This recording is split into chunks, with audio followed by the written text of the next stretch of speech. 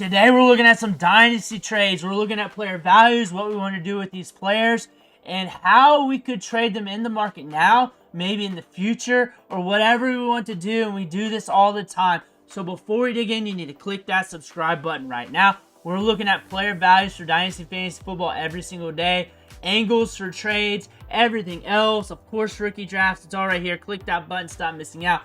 We got to dig in, though. And our first player we're looking at today is Jerry Jeudy. He caught hot last year on the back end of the season. We're valued at wide receiver 39. We got a lot of targets, too, on the back end of the season, too. A lot of double-digit weeks. Prior to that, target share or target rates wasn't too bad. 8.5 targets per game on the season. Now, we're looking at the Browns. We're very ambiguous at quarterback. Is it Shedeur Sanders? Is it Kenny Pickett? What's the Browns team going to look like for the long term at the quarterback position? Jameis Winston's gone, so that's something to think about here. Is Jerry Jeudy a guy you're trying to get on the cheap right now? The value's there after a good back half of the season. Or he's a guy that you shipped out middle of the back half of the season because that's when the value was up and that's when he was giving the value. That's really the question we are looking at here with Jerry Jeudy. We got quite the unknown here at the quarterback position that could swing either way. We're looking at targets and target rate, a 22.8% target share and an 8 out of 11. So a double-digit 8 out, a target share above 20 indicates that we're going to get decent production. That's going to change with the quarterback, how it's getting pushed downfield. But I can't imagine him not getting a 20+% target share and getting a 96.3% route participation rate, running about 40 routes per game. That is something that is not going to go away. The routes per game could dip, especially if they slow things down. That could potentially happen, but the route rate is going to stay up there in the 90th some percentile. That's something to look at there. Going to be one of the top wide receivers when it comes to route rate, routes ran, getting an okay ADOT, and getting an okay target share. So there's potential for fantasy value week to week. If I had to guess, I would guess he'd hold some value, but yet be sporadic throughout the season, because right now it looks like we're going to be even more sporadic at quarterback. They're not going to trust the quarterback position, but that's priced in. So where it's priced in at here, where wide receiver 4 range in value-ish, when you're looking at ADP, keep, trade, cut, whatever, is that where you have them at? Or you're looking at this as a launching point going forward? Adjacent players, Jaden Reed, Tyreek Hill, Matthew Golden, Khalil Shakur, Josh Downs. There's some players I like that I'd probably take over him. I like Josh Downs a lot. He's often injured, though. Khalil Shakur is a player for the Bills who's very volatile in an offense where it's a little bit safer. Jerry Jeudy, though, came in hot last season. Tyreek Hill, are you still in on him, or is that age is something you want to clock out on? That's something to look at here.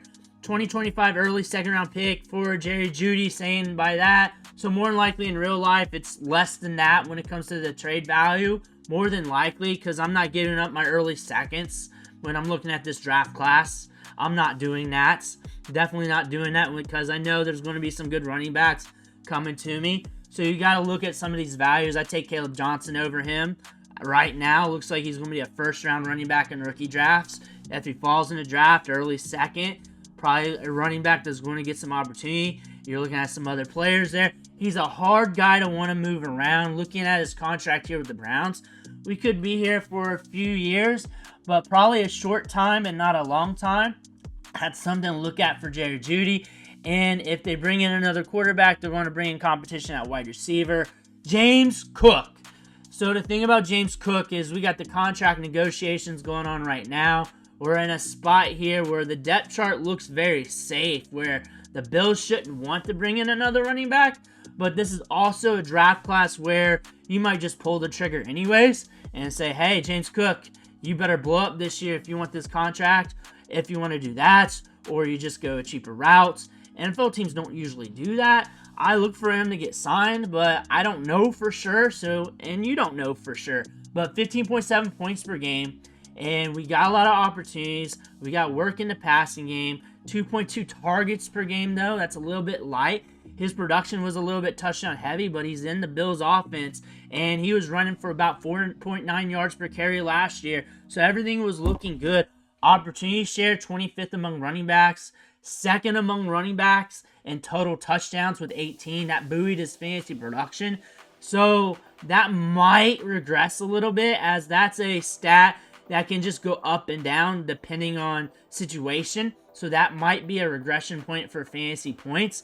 Yards created, 25th among running backs. So we're looking at a running back here that's not getting heavily targeted in the passing game, not getting tons of opportunities in the passing game as well, as a route participation rate ranks 36th among running backs here. 4.9 yards per carry though, 16 touchdowns on the ground, a few more catching the ball out of the backfield. We're in one of the better offenses in the National Football League when it comes to fantasy production. They might even look at Ray Davis and company. They're keeping Ty Johnson, and they may say, hey, we're good with what we got. But James Cook, I do look for him to get signed, but that could also mean a move either way. You trying to buy him to see if his manager's thinking twice about him. You try to sell him because you're thinking twice about him. But we're looking at some numbers here. There's some opportunity there. You're looking at keep trade cut, some adjacent players here. Marin Hampton, Kyron Williams, Jonathan Taylor, James Cook, Travion Henderson, Kenneth Walker, Josh Jacobs. Where do you put them in those players? Where do you put them in those players?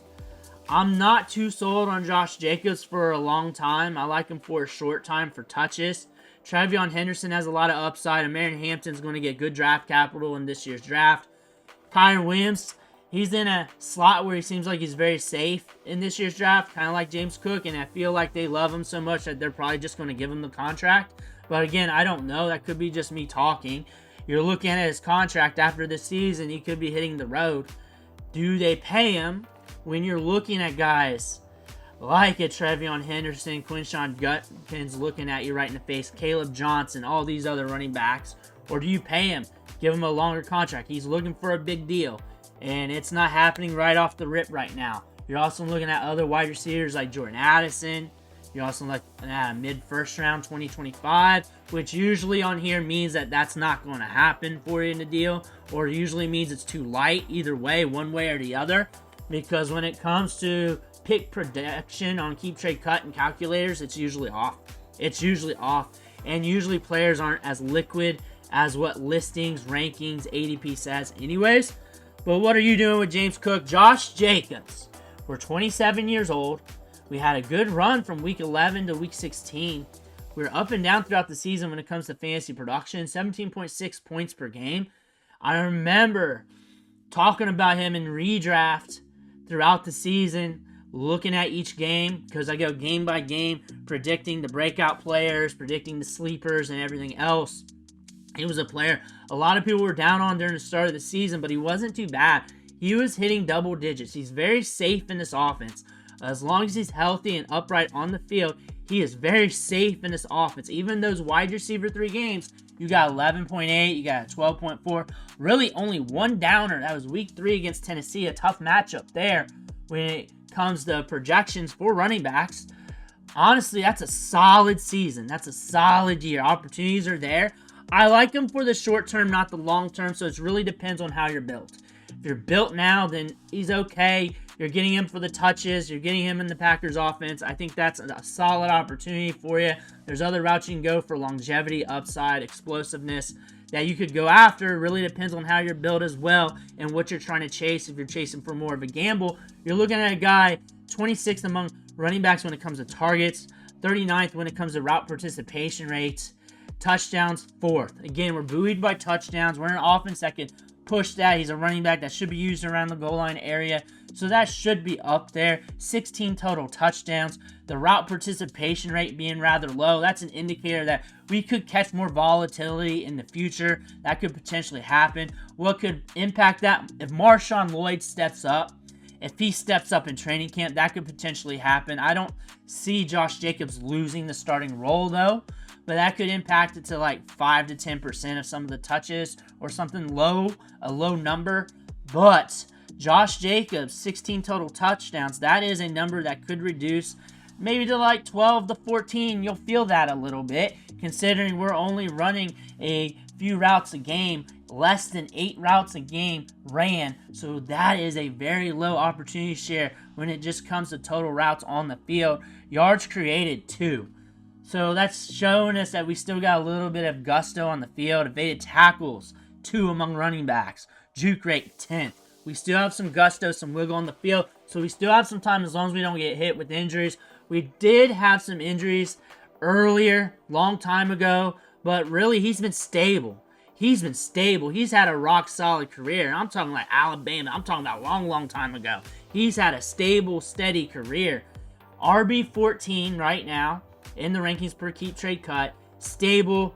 Of course, when you look at the contract, we got some years here, potential out sooner than later. We're not here for a long time. We're here for a good time. We know this. We know this from the accumulation of work added up throughout the years, the running back position. We're looking at a running back class that's very deadly. However, we look at this depth chart here. It seems very safe. It seems very safe. We brought back Manny Wilson. We got Lloyd, who we drafted last year. We got other positions of need. But Kyren Williams is in a similar light. He's in a similar light of the 2 previous running backs here, where you look at the depth chart, it's pretty safe. So you buying in or you pivoting out? You buying in or you pivoting out? I'm trying not to sell you on either case on any of these players. I want you to figure it out with the numbers and what you want to do. 17.4 points per game. Opportunities, 22.2 per game. Some games, like 3 of them, reached 30 or more. That's a lot of workload. Also led the league in pass blocking snaps. He got a lot of work this season. He got a lot of opportunities. RB10 in the rankings, dipping a little bit, but that's infusing the rookie running backs. If you want to point that out, opportunity share 2nd among running backs. Snaps had to be up there because he was always on the field. Number 1 among all running backs at 88.4% work rate.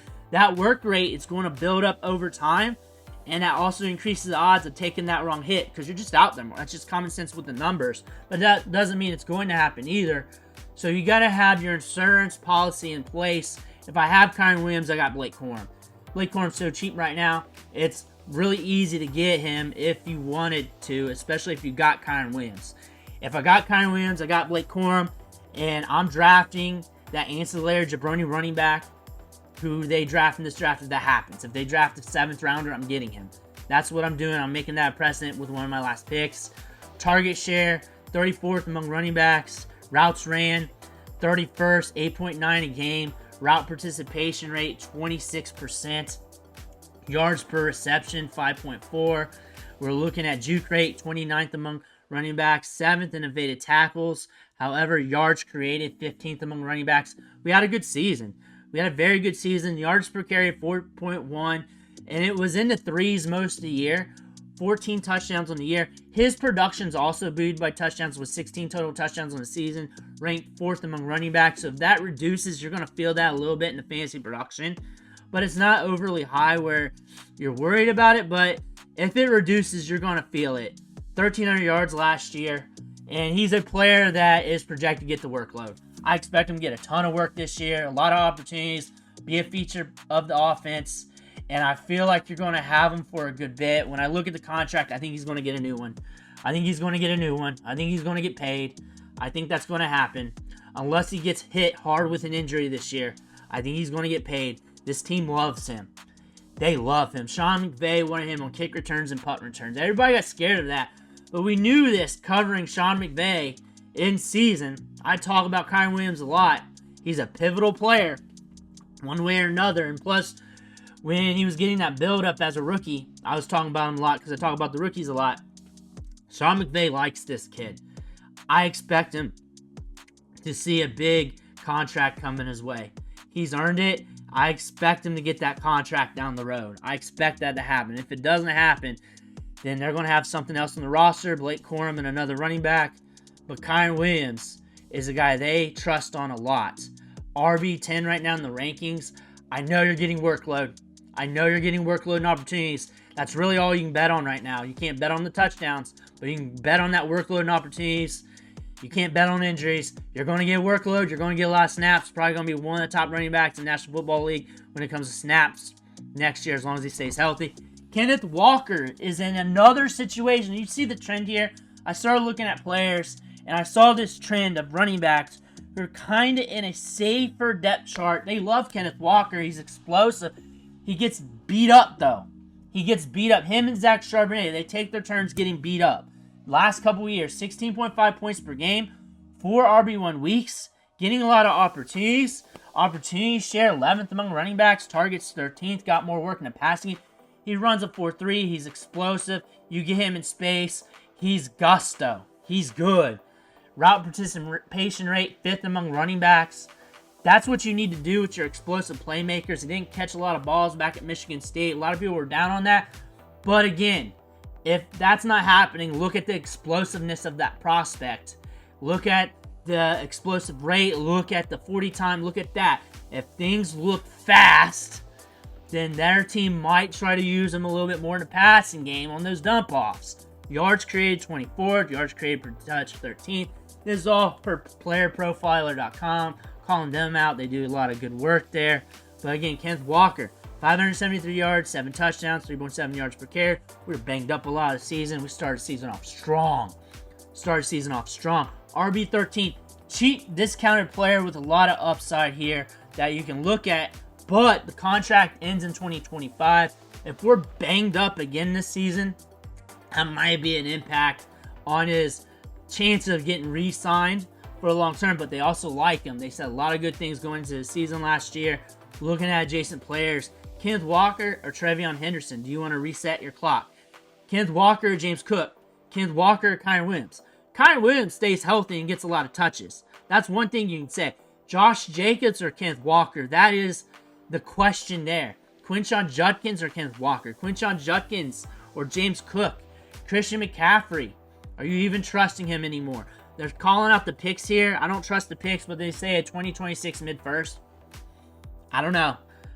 Kenneth Walker, though. What are you doing with him? Buying, selling, holding, trading. What are you doing? Let me know what you think in the comments below. Make sure to hit that subscribe button on the way out. Thank you for watching. Catch you on the next video.